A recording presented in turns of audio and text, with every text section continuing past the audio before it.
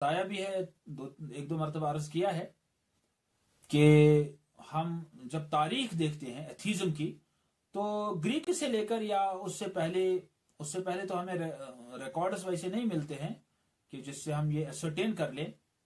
अलबत्ता जितना हमें रिकॉर्ड मिलता है, जैसा कि मैंने एपिक्यूरस का बता दिया, वो डीस्ट था, और हिडोनिस्ट था, और डेमोक्रेटस वगैरह, इनके बारे में कुछ बातें मिलती हैं कि ये क्लियर एथिस्ट्स थे, जैसे ना डेमोक्रेट्स वगैरह। अलबत्ता अगर हम ग्रीक्स के ज़माने में या उससे पहले फोनिशियंस के ज़माने में देखेंगे तो कहीं ना कहीं, चलो मॉडर्न डेफिनेशन जो है उसमें तो फिट नहीं हो सकते, मगर ये डिसबिलीफ किसी न किसी सूरत में था, यानी एथिस्टिक टाइप ऑफ डिसबिलीफ। मगर रेनेसांस के 14, 15 और 16, स्पेशली 15th और 16th सेंचुरी के बाद ये बहुत ही एक्सप्लोड हो गया ये आइडिया। और उसकी बड़ी वजह है डार्क एजेस की, जो मैंने पिछली मरतबा भी एक बाई के सवाल के जवाब में अर्ज किया कि मजहबी लोग जो उस जमाने में थे, उन लोगों ने यानी साइंटिस्ट पर बहुत जुल्म किया, और उसके नतीजे में एक काउंटर मूवमेंट स्टार्ट हो गई जो खुदा बेजारी की मूवमेंट थी। और उस खुदा बेजारी की मूवमेंट जो थी, जिसकी बुनियाद असल में ह्यूमैनिज्म से पड़ गई, और फिर आगे इसके बहुत सारे शेडोज निकल गए और इसके अलग अलग नाम आ गए। कहीं इसका पॉजिटिविज्म, कहीं लिबरलिज्म, कहीं नेचुरलिज्म, कहीं सेंटिज्म, ये अलग अलग नाम आ गए, कहीं मटीरियलिज्म, तो बहुत सारे नाम आ गए। फिर तो ये सब इसी खुदा बेजारी के नजरे के इर्द गिर्द घूमते हैं। आज जो हमें इस आखिरी 20th सेंचुरी में जो कुछ हमें मिल रहा है, जो एथीज्म आज पाया जाता है, उसको न्यू एथीज्म कहते हैं। और इस न्यू एथीज्म कहते हैं ना, it is no distinctive philosophical position, यानी new atheism, it has no distinctive philosophical position, और it is not a new phenomena, nothing new. It is actually the old wine in new bottles, a popular label for a movement represented by Richard Dawkins, Daniel Dennett, Sam Harris, and Christopher Hitchens, whose work is uniformly critical of religion but unified only by timing and popularity. अब इनको new atheism का नाम देते हैं, वरना इनके यहां new कुछ भी नहीं है।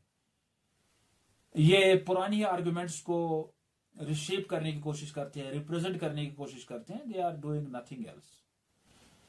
दे हैव देयर, इनको अपनी कोई पोजीशन, कोई स्ट्रांग पोजीशन नहीं है, और इनके आर्गुमेंट्स बिल्कुल बोगस हैं। These are not actually the philosophers.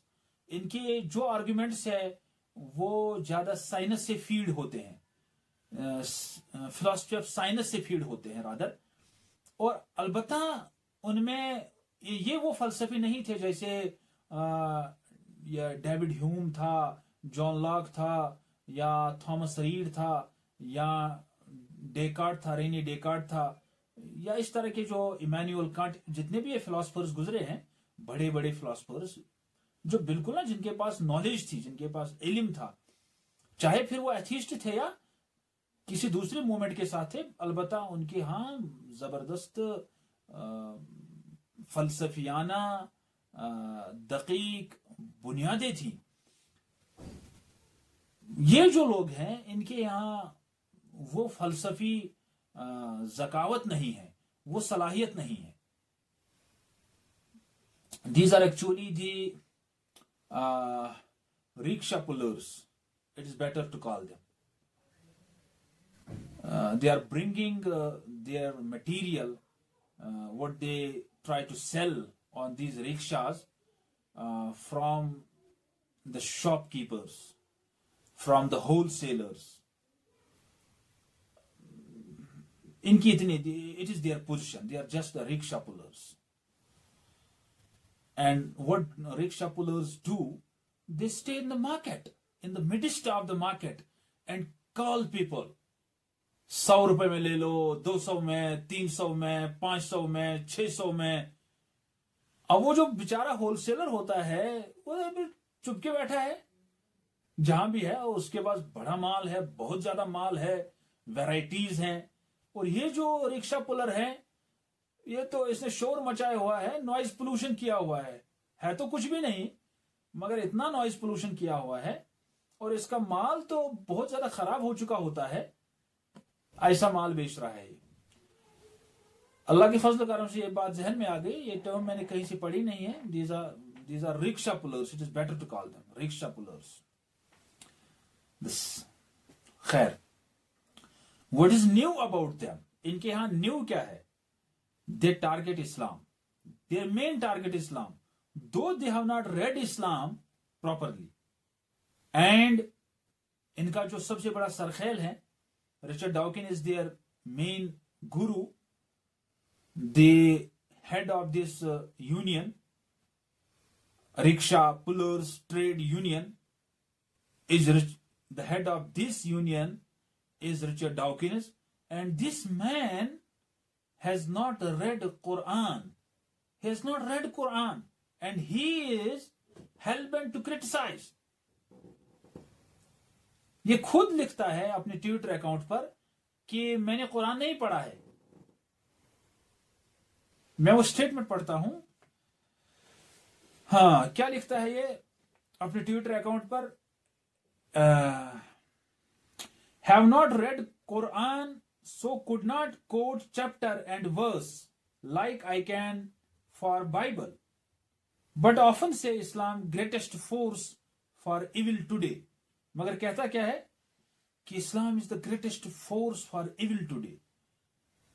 इस बंदे ने कुरान नहीं पढ़ा है। He has not read, खुद कहता है नहीं पढ़ा है, और ये बताता है कि Islam is the greatest force for evil. क्या हिपोक्रेसी है, क्या बेवकूफी है। इससे आपको अंदाजा हो सकता है कि कैसे लोग हैं ये। अरे इस्लाम को क्रिटिसाइज कर रहे हैं। इस्लाम की बेसिक और फंडामेंटल टेक्स्ट जो है वो तो कुरान है। आप उसको पढ़ेंगे तो फिर थोड़ा सा चलो हम आपको थोड़ा अटेंशन देंगे कि हाँ आप क्रिटिसाइज तो कर रहे हैं, क्योंकि आपने पढ़ी है हमारी किताब। जब आपने किताब ही नहीं पढ़ी है, हमारे आर्ग्यूमेंट्स ही नहीं पढ़े हैं, हमारे ओरिजिनल आर्ग्यूमेंट जो है वो कुरान में है। हमारी जो ओरिजिनल बुक है, ओरिजिनल जो मैसेज है, ओरिजिनल जो टेक्स्ट है वो तो कुरान है। आप उसको पढ़िए। हालांकि मेयर पढ़ना काफी नहीं है कि वो बंदा अपने ऐनक लगाकर पढ़े। उसको तो हमारी हर्मेन्यूटिक्स को समझना है, हमारे साइंस ऑफ इंटरप्रिटेशन को समझना है, हमारे जो नॉलेज है that governs the interpretation of the Quran, उसको देखना है। वो हमारी क्लेम है। मिसाल के तौर पर मेरे पास एक बोरा है, एक बैग है, और उस बैग में अखरोट है। बंदा आ गया, वो ये अखरोट तो मेरे हैं, मैंने लाए हैं, मैंने इनको यानी सुखाया है वगैरह वगैरह, मैं जानता हूं, मैंने इनमें से कई अखरोट खाए भी है। कोई बंदा आता है, वो बोरे को खोलता है और देखता है अखरोट, ओ बहुत अच्छे अखरोट है। अरे बाबा, आपने भी देखा ही नहीं पूरी तरह से। आप वैसे ना इनको परख ले जैसे मैंने परख लिया है, और मेरी जो क्लेम है वो इसके बारे में आप कह दे। या मैं कहता हूं ये अखरोट जो हैं ये बड़े मीठे हैं, ये मेरी क्लेम है, मैंने अखरोट अपने लाए हैं, इनको सुखाया है वगैरह वगैरह बहुत प्रॉपरली, और अब मैंने कुछ खाए भी हैं, और मेरी अब क्लेम है कि मेरे अखरोट बहुत मीठे हैं। वो बंदा आ गया, उसने बोरा खोल दिया, कहा कि ये तो बहुत सख्त है, इनको तोड़ना बहुत मुश्किल है, ये तो बहुत हार्ड है। अरे बाबा, मैंने कहा क्लेम कि मेरे अखरोट बहुत नरम है? मेरी क्लेम है मेरे अखरोट मजेदार है। होप कि आपको मेरी बात समझ में आ रही है। ये बातें मैं इसलिए अर्ज कर रहा हूं कि असल में आप वैसे तो आप जानते ही होंगे, मगर फिर भी आपकी याद दहानी के लिए जहन की होशियारी इंपॉर्टेंट है। जहन की होशियारी इंपॉर्टेंट है। हमें जब कोई क्रिटिसाइज करने बैठे, यानी इस्लाम को क्रिटिसाइज करने बैठे, तो वो क्रिटिसिज्म एड्रेस किया जाएगा, उसको अटेंशन दिया जाएगा जो हमारी क्लेम को टारगेट करता हो। अब जो हमारी क्लेम ही नहीं है तो उस बंदे से हम कहे क्या? अब रिचर्ड डॉकिन कोई बात कहे, 1000 बातें कहें, वो कहां ले उनको अटेंशन दिया जाएगा? अगर एकेडमिक दुनिया में देखा जाए, सिंसियरली उसको देखा जाए, तो क्यों एड्रेस उसको करेंगे, क्यों उसको अटेंशन देंगे? बंदे ने किताब ही नहीं पढ़ी है।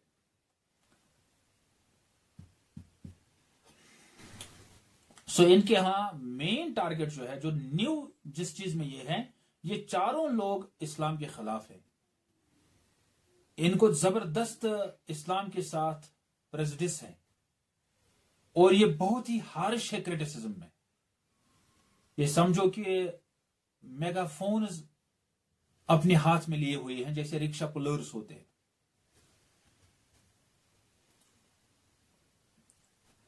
Now coming to Sam Harris, he is the worst. He makes Islamophobia a central part of his message. Hitchens comes second to his credit. He recognizes that the bad aspects of Islam are also found in Christianity and Judaism. In fact उसके नजदीक तो कोई good religious traditions नहीं है। कुछ लोग कहते हैं ना, कभी कभी हम हर एक मजहब में अच्छाइयां देख लेंगे, उनको जमा कर लेंगे।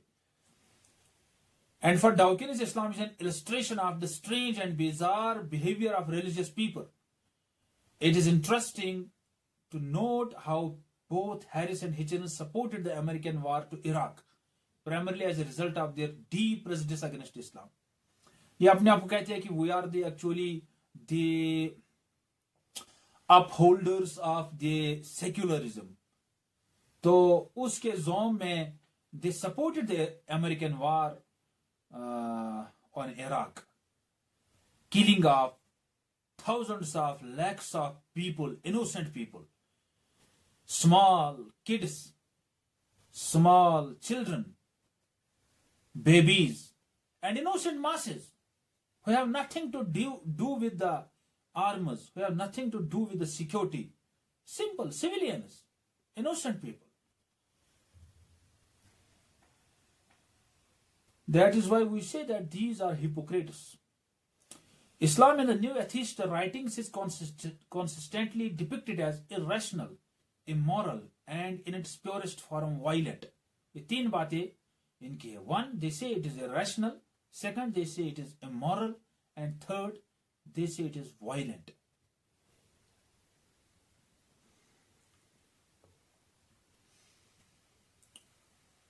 रिचर्ड डॉकिन्स के कुछ उसकी जो बातें हैं उनको हम समझने की कोशिश करेंगे।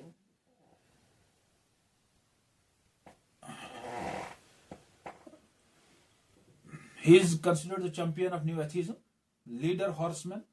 They are also called four horsemen. He claims that religion and all faiths are intrinsically nonsensical. Intrinsically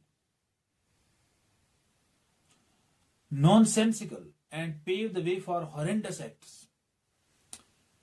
ये वही है जिसका मैं अभी अर्ज कर रहा था कि जिसने किताब ही नहीं पढ़ी है, और इतनी खतरनाक क्लेम है इनकी। इसके चार आर्गुमेंट्स है। Number one, the existence of God is purely a matter of scientific inquiry, nothing else.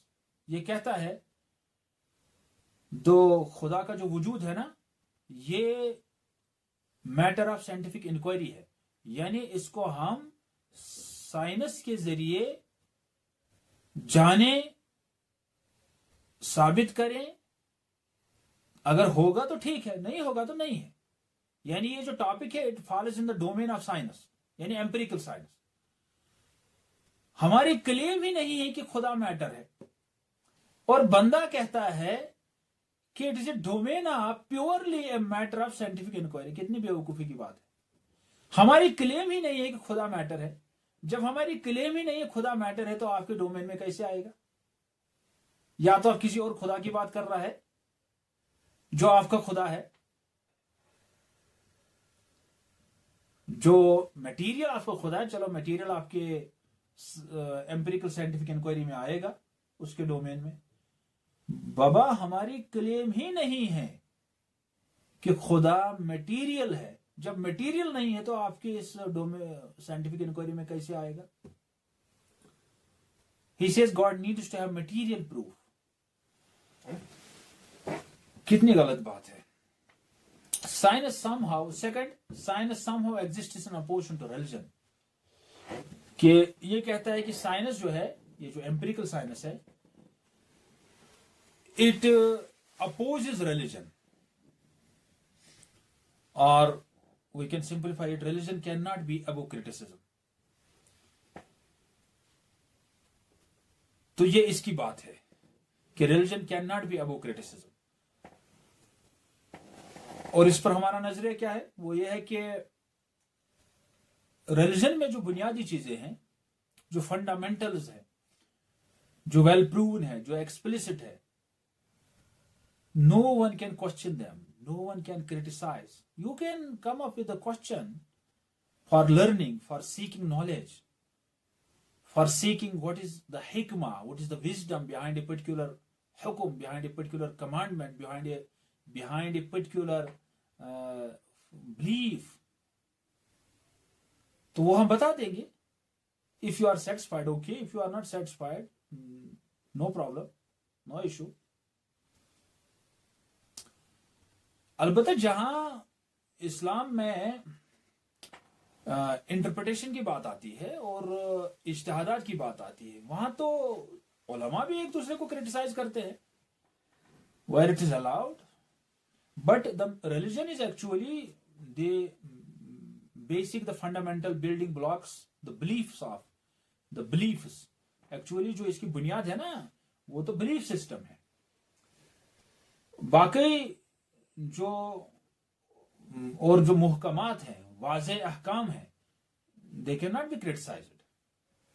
क्यों क्रिटिसाइज नहीं किया जा सकता उनको? क्योंकि they are based on absolute knowledge, they are based on absolute knowledge, they are based on knowledge that is like mathematics, clear, explicit mathematics, understandable to all, that appeals to the mental or the intellectual faculty.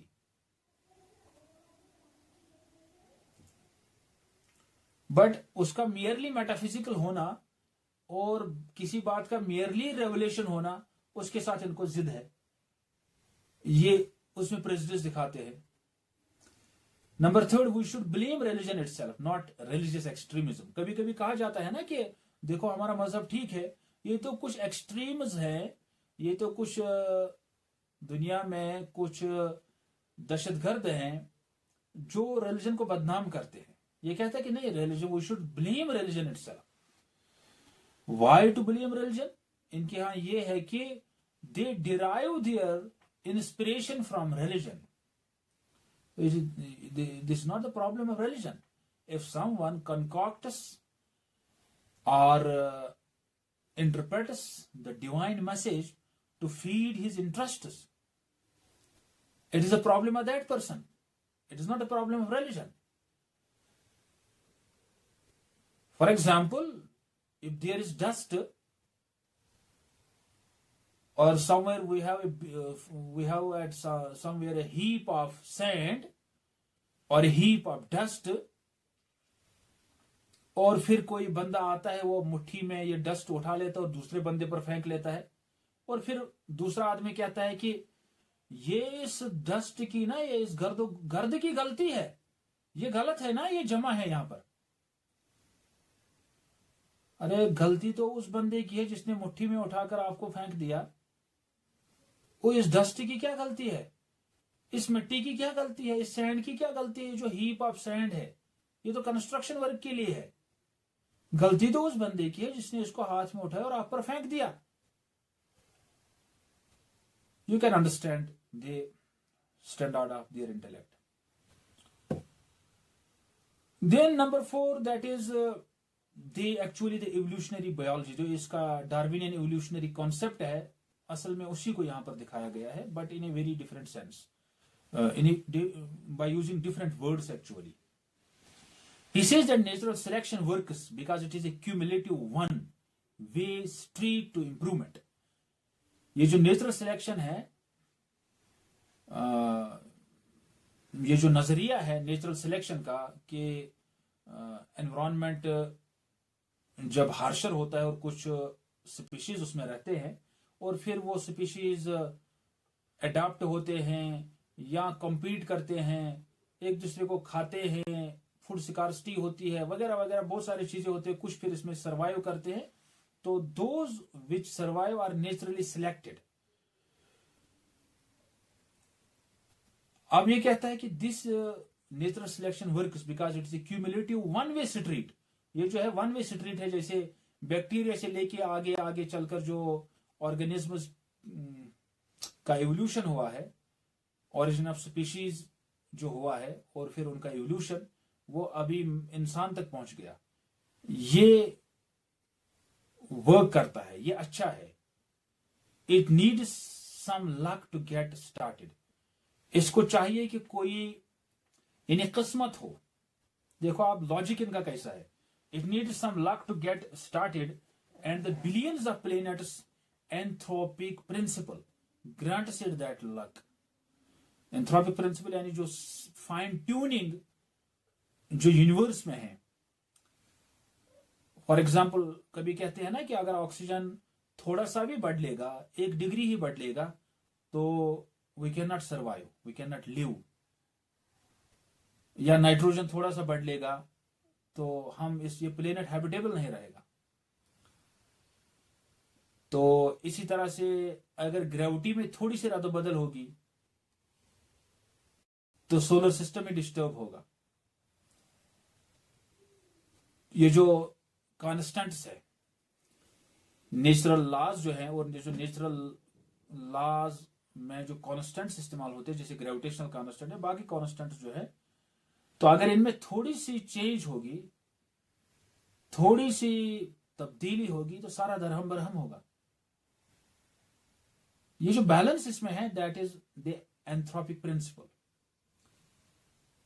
अब इस anthropic principle को बहुत सारे लोग बहुत सारे interpretations करते हैं, और इसी पर मैं अर्ज कर रहा हूं कि इंशाल्लाह इस पर मैं अलग वीडियो बनाऊंगा इसको डिटेल में एनालाइज करने के लिए। तो अब इसको मजहबी लोग भी इस्तेमाल करते हैं और इसको एथिस्टिस्ट भी इस्तेमाल करते हैं। एथिस्टिस्ट इस तरह करते हैं कि ये रैंडम प्रोसेसेस में, रैंडम प्रोसेस के जरिए से एक फाइन ट्यूनिंग सेट हो गई है, जिसकी वजह से आर्च बैक्टीरिया वजूद में आ गए, और फिर उन बैक्टीरिया से आगे चल चलकर यानी प्योर मटेरियल से, नॉन लिविंग मटेरियल से एक लिविंग ऑर्गेनिज्म वजूद में आ गया। उसके लिए हैबिटेबल, लिविंग और सस्टेनेबल कंडीशंस वजूद में आ गई, और वो राइट प्रपोर्शन में उसके बनने के लिए जो कुछ जरूरी था वो कुछ हो गया। दैट इज एंथ्रोपिक प्रिंसिपल और fine tuning in their sense. It grant यानी anthropic principle grants it that luck, but whatever else we may say, design certainly does not work. हम जो कहते हैं ना, ये तो डिजाइंड आर्ग्यूमेंट है।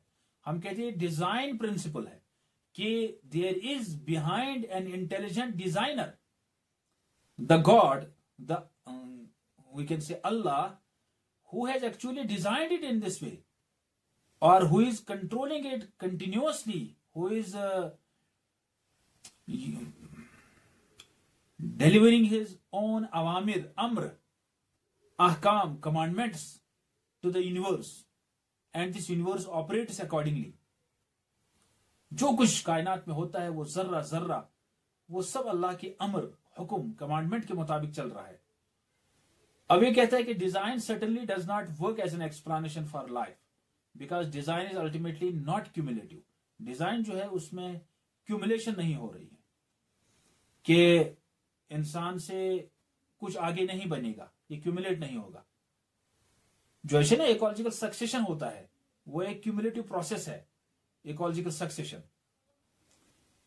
कि पहले एक ऑर्गेनिज्म होता है, एक स्पीशीज होता है, फिर वो बदल जाते हैं, वो कंपीट करते हैं, एनवायरमेंटल चेंजेस होती है, हार्शनेस होती है, फिर कुछ उनमें सस्टेन कर पाते हैं, सरवाइव करते हैं, फिर एनवायरमेंट फेवरेबल होता है, फिर आगे चलते हैं, फिर कभी फिर से एनवायरमेंटल एक्सीडेंट्स होते हैं, फिर कुछ सरवाइव करते हैं, कुछ मर जाते हैं, तो आगे आगे चलकर इनमें मॉडिफिकेशंस होती है, इनके जीन्स बदल जाते हैं, तो आगे चल चलकर इनमें जैसे फिर आर्च बैक्टीरिया से, एनिशिएंट बैक्टीरिया से चलते चलते आज ह्यूमन बीइंग बन गया। बीच में इसमें बंदर भी आ गए, बाकी भी आ गए, क्या क्या भला जो नाम है, ऑस्ट्रेलोपिथेकस वगैरह वगैरह, और इससे पहले जो भी ऑर्गेनिज्म्स हैं,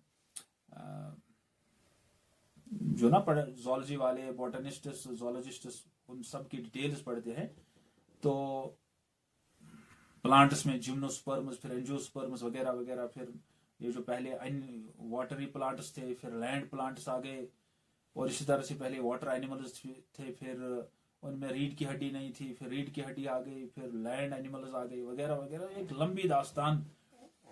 इस तरह से इसको कहते हैं कि इट्स अल्टीमेटली, यानी design is not cumulative.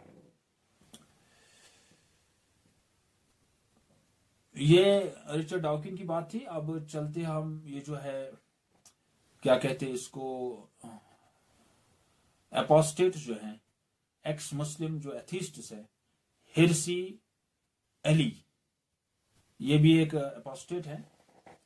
He identifies 5 principles that she believes need to be either discarded from Islam or reformed. Number 1, Muhammad sallallahu alaihi wasallam infallible status and literalist readings of the Quran, particularly those parts that were revealed in Medina. अब इसको इसके साथ बहुत चिढ़ है, क्योंकि इसमें तो ऐसी बातें हैं ना कि ये जो जालिम हैं, इनके हाथ को आप पकड़ के ना इसको तोड़ डालें। अब इसमें ये अहकाम आए, ये जो सता रहे हैं, ये जो मजलूमों का खून चूस रहे हैं अपनी बिजनेस के जरिए से, अपनी इकोनॉमिक्स के जरिए से, ये जो गरीबों का खून चूस रहे हैं, ये जो मजलूमों को सता रहे हैं,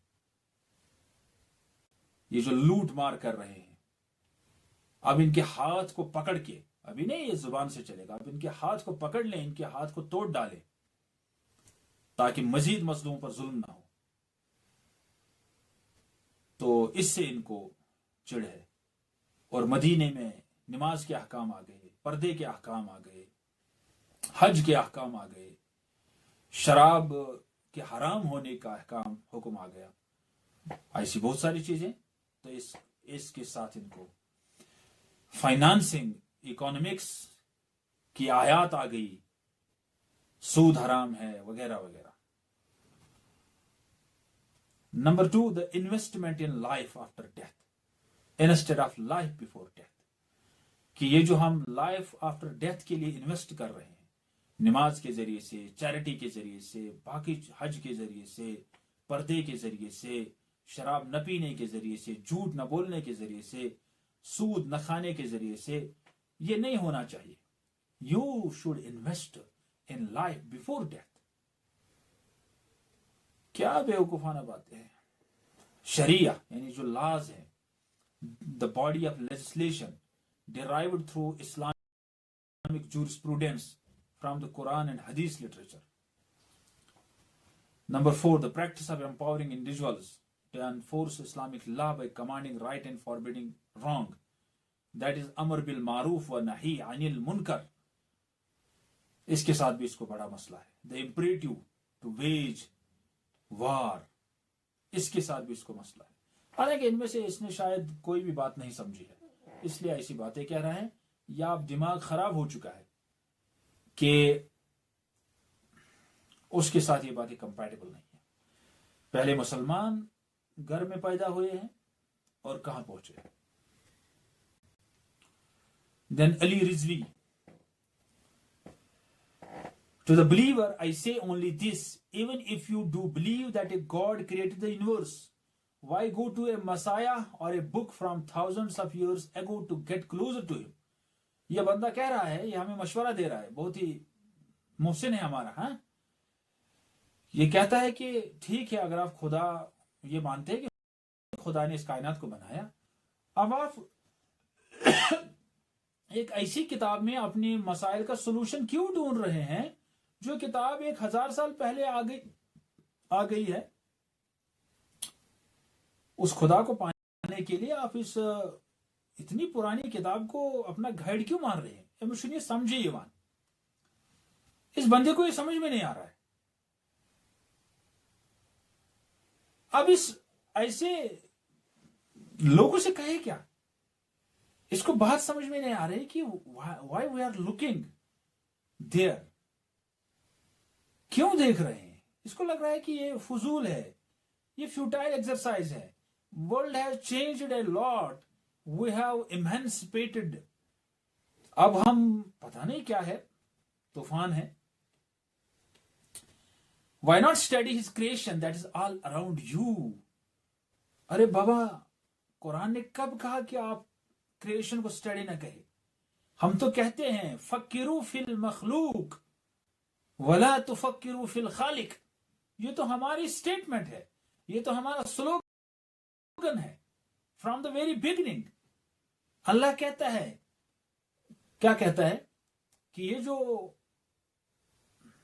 वख्तिलाफिल लैली वन नहार लिआयातिल उलिल अलबाब, ये जो मौसमों का बदलना है, रात दिन का बदलना है, इस पर आप गौर फिक्र करो, तदब्बुर कर लो।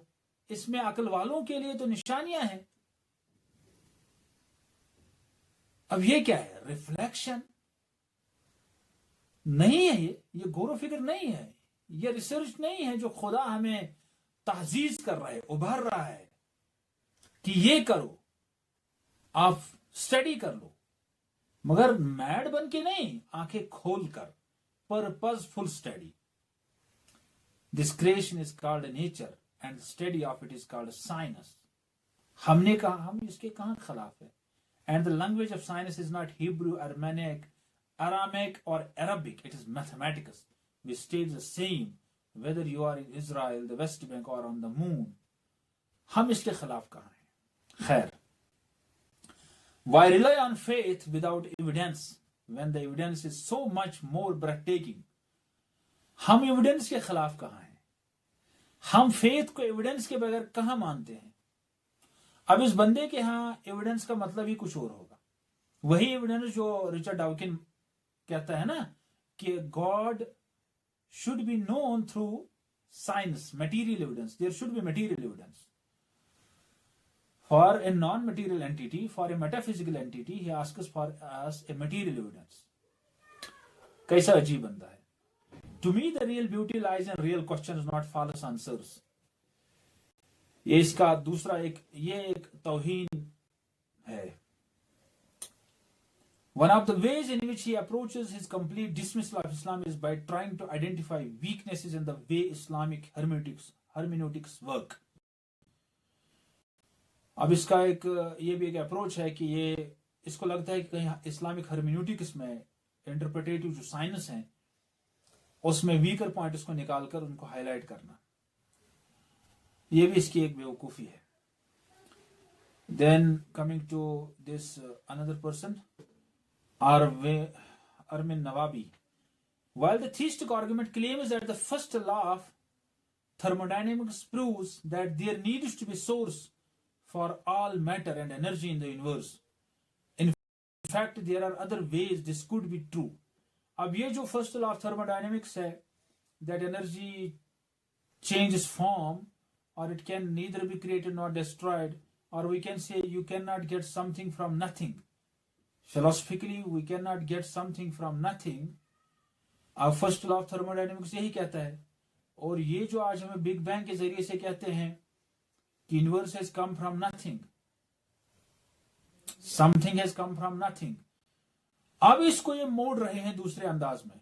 यहां ये दूसरी इंटरप्रिटेशन की तरफ जा रहे हैं, क्योंकि थीस्टिस्ट जो हैं, चाहे क्रिश्चियंस या मुस्लिम्स है, वो इसको इस तरह इस्तेमाल कर सकते हैं। देखो, something can not come from nothing, उसके लिए तो कुछ होना जरूरी है। तो there needs to be source for all matter and energy in the universe. In fact अब ये कहता है कि there are other ways in which it can be understood and we can say it is true. First law of thermodynamics, for example, the universe और multiple universes could have existed forever with the same amount of matter and energy, or the universes or multiple universes, positive and negative energy, could add up to zero. यानी ये इनका दूसरा तरीका है। ये कहते हैं कि हम इसको इस तरह भी समझ सकते हैं। अब साइंटिफिकली इनको ये कब प्रूव होगा? अभी तो मल्टीपल यूनिवर्स है या नहीं है, अभी तो इस यूनिवर्स का कुछ पता नहीं है। अभी जो एस्ट्रोनॉमिकल फिजिसिस्ट हमें बताते हैं, वो कहते हैं कि बिग बैंग इतनी तेजी से हो रहा है, ये जो एक्सपेंशन यूनिवर्स का इतनी तेजी से हो रहा है कि अगर 100 यूनिट्स एक साल में एक्सपैंड ये हो रहा है, हम एस्ट्रोनॉमिकल फिजिसिस्ट उसमें से 5 यूनिट्स को ट्राई करते हैं समझने की, बाकी 95% और 95 यूनिट्स ऑफ ईयरली इंक्रीमेंट जो यूनिवर्स के एक्सपेंशन में होता है, that is added to the ignorance of the most learned people in the field, most learned people in the field, astronomical physicists. They say that 95% is annually added to their ignorance about the universe. बाकी ये जो बातें हैं multiple universes है वगैरह वगैरह जो है, these are hypotheses, they need to be validated. अब कब उस जब वैलिडेट होंगे तो देख लेंगे ना, अभी तो नहीं है। इसलिए अभी उसी चीज की बात करें ना जो है, हाइपोथेटिकल बातें ना करें। हमको कहते हैं कि आप हाइपोथेटिकल बातें कर रहे हैं और खुद तो हाइपोथेटिकल बात कर रहे हैं। We simply do not yet know the complete workings and laws of the universe at this point in time. अब जानते नहीं है तो बता दे क्यों है। But that does not mean that we can fill in the gaps of our knowledge with God. अगर God की नॉलेज, गॉड की तरफ से जो नॉलेज है, अगर वो मीनिंगफुल है और अगर उसकी तरफ से जितनी बातें आज तक आई उसमें से बहुत सारी बातें हमें प्रूव हो गई हैं, समझ में आई हैं, आपके एम्पिरिकल साइंस को लेके, जो हमें आज से 1000 साल 2000 साल पहले समझ में नहीं आती थी, 1000 साल पहले समझ में नहीं आती थी, वो आज हमें आसानी से समझ में आती है। और वो मजहब ने पहले ही बताई थी और वो आज हमें साइंस भी वैसे बताता था। तो इससे कम से कम ये इशारा मिलता है कि अभी जितनी बातें हमें समझ में आ गई है तो मुमकिन है बाकी बातें भी सही होंगी जो आप एम्पिरिकली देखना चाहते हैं। हालांकि रैशनली तो बिल्कुल सही है, रैशनली तो उनमें कोई इशू नहीं है, टेस्टिमोनियल तो उनमें कोई इशू नहीं है, मगर मसला यह है कि आप उनको एम्पिरिकली भी सही जानना चाहते हैं तो आगे आप तहकीक करते जाएं। ये आलिम यानी जो मौलवी होता है, मुफ्ती का काम नहीं है तहकीक करना इस फील्ड में। इस फील्ड में आपकी जरूरत है, इस फील्ड में साइंस एम्पिरिकल साइंटिस्ट की जरूरत है, चाहे वो मुस्लिम हो या किसी भी मजहब के लोग हो। वो करते चले जाएं तो देख लेते हैं आगे जितनी बातें अभी एम्पिरिकली हमें वेरीफाई नहीं हुई हैं तो वो भी देख लेंगे, इंशाल्लाह वो भी हो जाएंगी। In fact if God can create matter and energy, why could not in natural process that we do not understand yet do the same as well. तो ठीक है, अगर आप कहते हैं कि नेचुरल प्रोसेस किसी चीज को खुद बना सकती है तो उसके लिए आपके लिए इंटेलिजेंस का प्रूव करना नेसेसरी है, उसका इंटेलिजेंट होना नेसेसरी